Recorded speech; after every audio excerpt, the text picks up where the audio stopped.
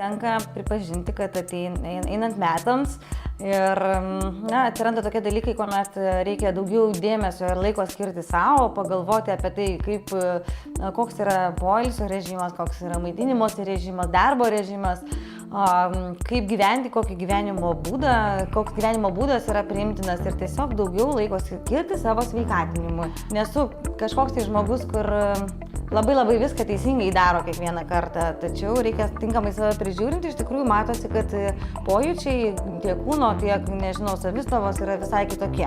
Ir todėl būtina iš tikrųjų tai atkreipti dėmesį ir man taip atrodo, kuomet gyvenime ateina tie dalykai, tai jau nebus ir kitaip, nes būtent kai savo daugiau skiri laiko, tuomet pamatai, kaip galima jaustis gerai, sveikai, kad tiesiog diena būtų labai gera ir tam padeda labai įvairūs dalykai.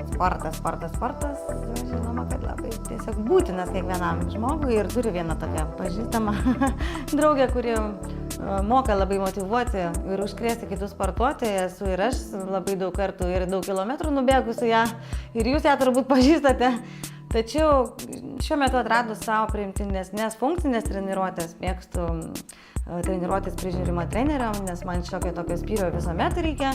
Mano patirtis rodo, kažkaip tai esu prisijaukinus rytais valgyti košes. Tai ir mano dukra jas labai mėgsta, gerai jaučiamės visą dieną.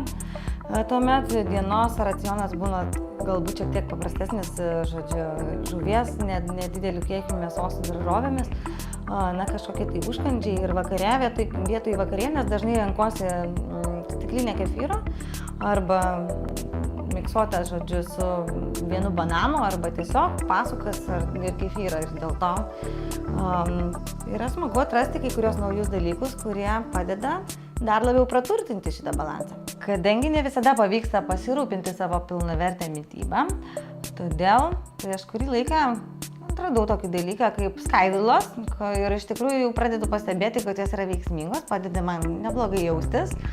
Ir todėl ypač kai pristinga laiko ryte arba truputėlį norisi skirti poilsio vakare, tai šaukštelis šio gero dalyko pakeičia puikius pusryčius arba vakarienę. Ir tuomet, kada laiko labiausiai pristinga, tai yra ryte, kuomet reikia skubėti į darbus, arba vakare, kuomet norisi daugiau skirti poilsio laiko savo, renkuosi stiklinę kefyro su šaukšteliu skaidulų. Tai kągi, toks šio ryto yra receptas. Skanaus jums ir gražaus ryto.